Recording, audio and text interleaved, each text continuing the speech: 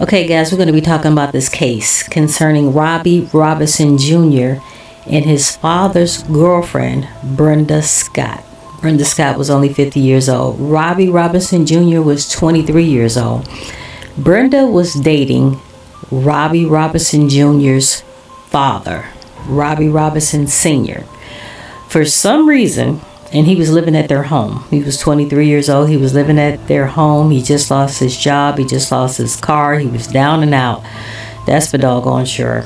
And for some reason, they're really not sure what the argument was all about. He decides to get up one morning and set his father's girlfriend on fire. At the time, the father was not home. Brenda managed to climb out of the window, thank God, and the second story window.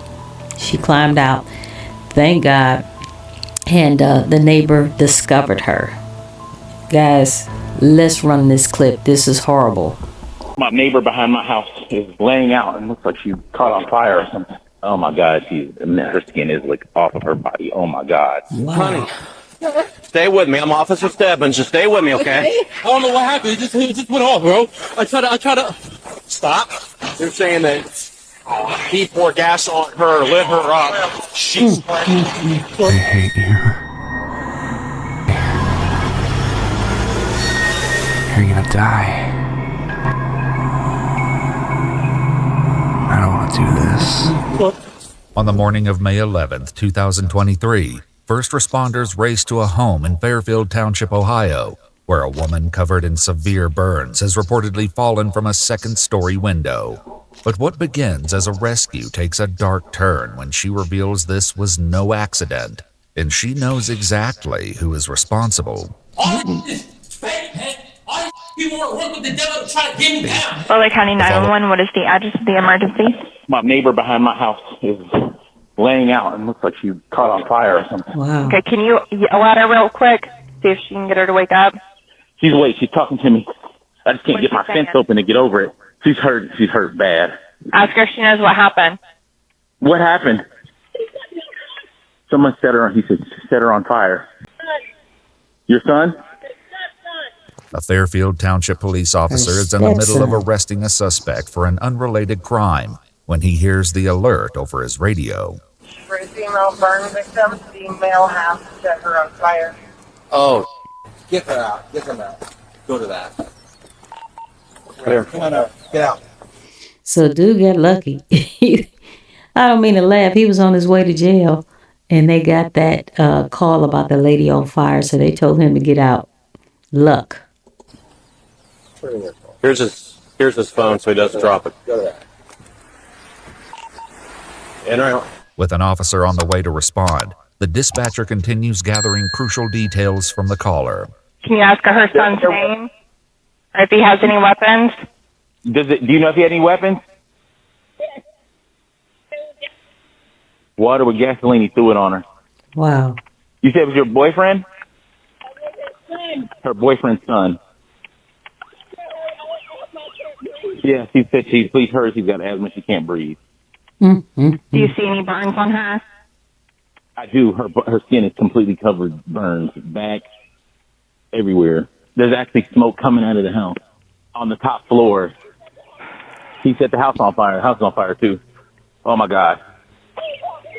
Oh my God. Her skin is like off of her body. Oh my God. The officer arrives and quickly locates the victim, 50-year-old Brenda Scott, who's in critical condition. Wow. Sad. 644, I've got the female in the back. Severe burns control. Give me an off channel. Go to 115. Kia stop 4. Back here on the ground, severely burned.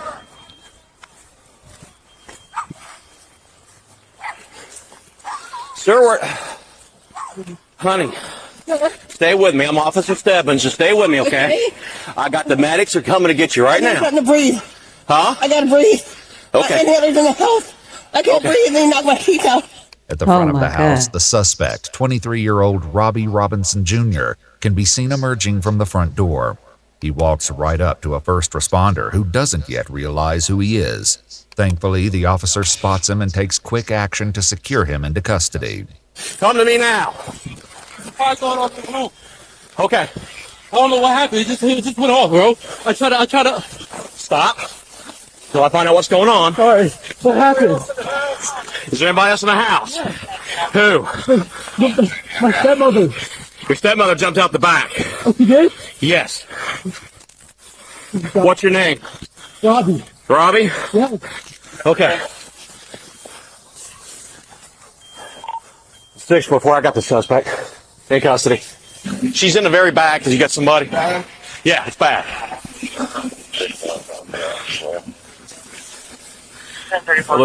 So he knocks her teeth out and sets her on fire. She was able to jump out of the window, and a neighbor found her. This is sad. Too tight on you, Robbi? No, they're good. Okay. She says she needs her inhaler out of the house. She's burned bad. You need any medical treatment? I tried to help. You breathing okay? Yes. Okay. Listen, I got a whole hot mess right now. So here's what's going to happen. I'm going to send you back here with me for a minute, okay? I got some other guys coming. I'll give you that back in a minute. Have a seat back here for me, okay? You sure those aren't too tight? You okay? All right, I got a lot going on. Give me a minute. Say anything about what happened? No. Allegedly, she was a domestic. They're saying that he poured gas on her, lit her up. She's Meanwhile, another officer keeps a close eye on Robbi, who begins sharing a version of events that doesn't quite match the victim's. We're just kind of hanging out. I know they're going to have a lot of questions for you, okay? Is she all right, though? Like, what? I don't know, man. I just got here. You tell me what's going on. Oh, no. The fire. I just started to clean the fire. And I tried to get the fire extinguisher from my room, I tried to get the fire extinguisher and try to take it out real quick. But it was just all black in there. I couldn't see. When the sergeant arrives at the scene, the officer fills him in on what information he's gathered so far. He comes out of the house. Chief said he was in the house. It's Robbi. He's in custody. He's in the back of my car. I haven't talked to him yet. I get here. She said he knocked out my teeth. She's laying with a mouthful of blood, and she's burned all to hell. No. This is the gentleman that called. He's a witness. She jumped out of the second floor window. She's right here. You can see right here, Sarge. Her teeth are busted out. He physically assaulted her before he set her on fire. Alive and conscious, Brenda manages to answer what questions she can. Were they just fighting, I guess? I'm going to go with yes. Okay. Honey, were you guys, did he set you on fire? What were you guys arguing about? Just fighting? What happened? Free to tell you. I know. Okay, you're fine. Though Brenda is unable to give more details, the grim scene inside her bedroom will soon paint a horrifying picture of what she endured. For now, the officer meets with the neighbor who reported the incident. Thank you for calling me, man. Oh, no problem. Appreciate you. What did you see? So I had a meeting at 10:30, and so I was like, let me let my dogs out real quick. And I let the dogs out, and I just saw her there, and I saw smoke, so I come running over. And I said, what do you think? She said, help me, help me. This exact moment was captured on his home surveillance camera.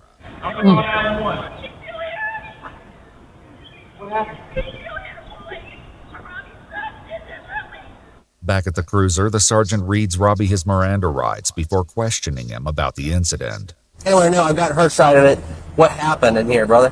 What happened today? I see the fire started. I tried to get the fire extinguisher real quick to take it all out. So you didn't put her on fire? No. Well, why did she say that? She said you lit her on fire. Why did the fire start? I don't know. I just went in there trying to take it out. I heard a fire alarm go off. And I went in there with the fire extinguisher. Okay. Hey, man, what is she to you? Just my father's girl. Like, girlfriend? Yeah. What's your dad's name? Robbi Robinson. So you're also Robbi Robinson? Right. Was it just you and her home? Yeah, I tried my best to get her out of there. I tried my best, but there was like so much smoke going on. I just went like, I used up the entire fire extinguisher just to get her out of there. I was going to call 911, but I couldn't find my phone. It was so smoky in the room. Okay. Yeah, I saw a lot of smoke coming out of there. Today, what time's the last time you talked to her?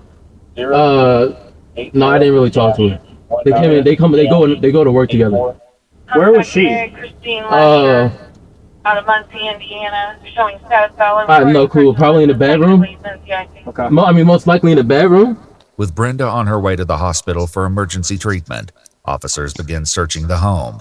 Though the footage has been redacted, audio from the officer's body cam continues to record as they step inside and make a series of chilling discoveries. Right behind you, the glare. Who sprayed the fire extinguisher and all this? We think he might have. After setting it? Potentially, yeah. So if you just watch your feet here where the teeth, if you walk over the other side of the bed there, you'll see where there's the potential bottles. Maybe there's been water bottles she was drinking out of, for all we know. Here's the bottles that are filled with A potential accelerant. It's just the accelerants because of the fire. Right. There's liquid that's been used. I know that there's at least two teeth up there that I've seen. Okay. I saw two right there. The one downstairs. You saw one downstairs? There's one right there. Teeth all over. That is. So my next question is, I wonder what was used. It takes a lot to knock somebody's teeth out. Be careful. I would say with her teeth being over here, this is... It looked like there was some brass knuckles or something. This is horrible. Where the fight started, potentially. I mean, it could have been anything up here. There's a rock there. There's a speaker system. Yeah, there's that one on the floor over there. Which, the way he was lobbing the water, he may have knocked it over.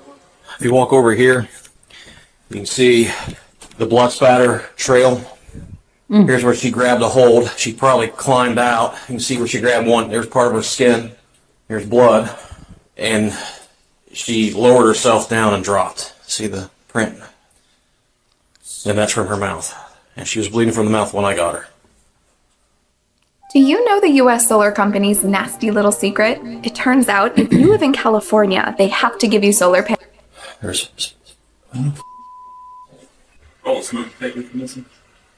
There's one laying on the floor in that room there, sir. I don't know where this one's at.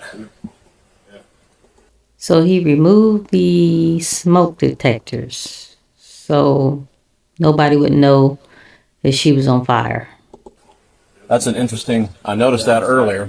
The evidence suggesting the smoke detectors had been removed throughout the home calls into question an earlier claim made by Robbi.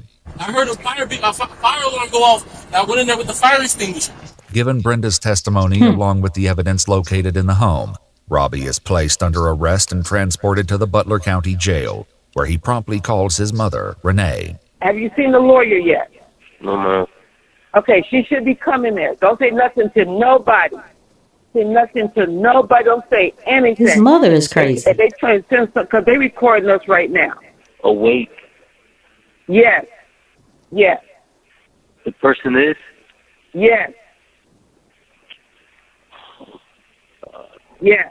Yes. Now you see where he says awake, meaning is that lady still alive? Is his father's girlfriend still alive? And the mother is saying yes, yes.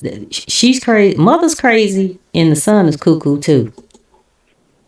Okay, so don't worry about anything. We're working on this, okay? This is not going down like this.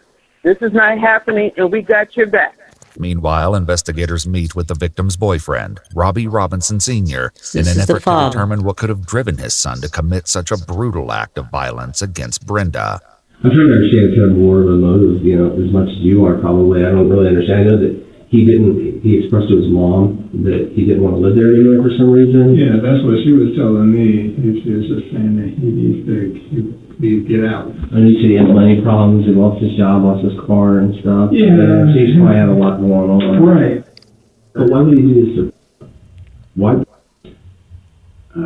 Probably because she's come in the picture and he's also feeling like, I'm more happy with her and I'm not focused on him. He's a grown man. 9 days after his arrest, Robbi receives an update from his mother about Brenda's condition, and he asks about his father's plans to visit him in jail. They had the surgery on her because of the fall, and they had to put her into a coma so they can do the skin graft. He's there, but he can't go in to see her. She has to be isolated because her skin, she'll easily get bacteria and all this other type of stuff, which will make her worse. Ask him if he's going to visit. That's what I need to know. That's a real important question. Ask him if he's going to visit. Why you want to visit you? He did tell me before I visited you that last Sunday, he told me that I said, hey, I'm going to see when Robbi see we on the list or something. He said he couldn't come right now. What do you mean? He just said he couldn't come. He couldn't come see you. He needs to be focused on her right now. Why does he need to come see you after you tried to kill his girlfriend? You crazy. Yeah, and your mama's crazy too. What type of reply is that? The right I one. said, you're not going to go up there? You need to go up there and see him to show you that we support him. He just said he couldn't right now. A week later, Robbi remains hopeful that he won't be behind bars for long. Hey, listen, I don't want none of y'all to come up here and see me, man. The only time I want y'all to see me is when I'm free. Tell everybody I know when I'm coming out, I'm conquering the world. The whole world gonna know who I am. Okay, I'll tell him. I'm gonna have a whole empire when I get out of here. I believe it. Internet fans. You feel me? Yeah, I hear you. Internet fans. However, his case is further complicated on June 9th, 2023, when Brenda dies from her injuries after surviving an agonizing 29 days, turning the assault into a homicide. At a court hearing a year later on June 24th, 2024, a judge rules that Robbi is competent to stand trial, leading to an unexpectedly volatile reaction. What else can we address this afternoon, counsel, if anything? I don't think there's anything over here for the defense, Your Honor. All right. No, it's all a trap, right? It's all a trap. Ain't none of it real. What are you talking about, man? All trap. What are you talking about? All conspiring against me and everything, man. What are you talking about? So for the they're all working with Satan right now to talk to me, man.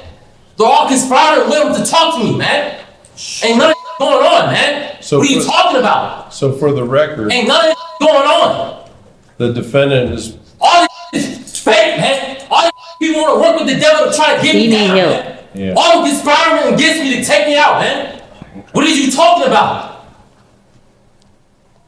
I'm not trying to hear none of that. I ain't trying to hear none of that. okay. Are you finished now? No, I'm not finished. I'm not done either. I'm not trying to hear none of that.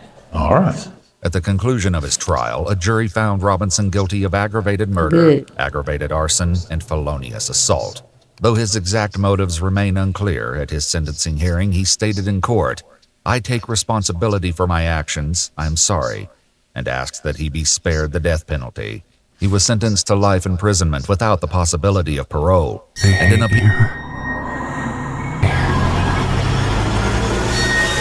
You're gonna die. I don't want to do this.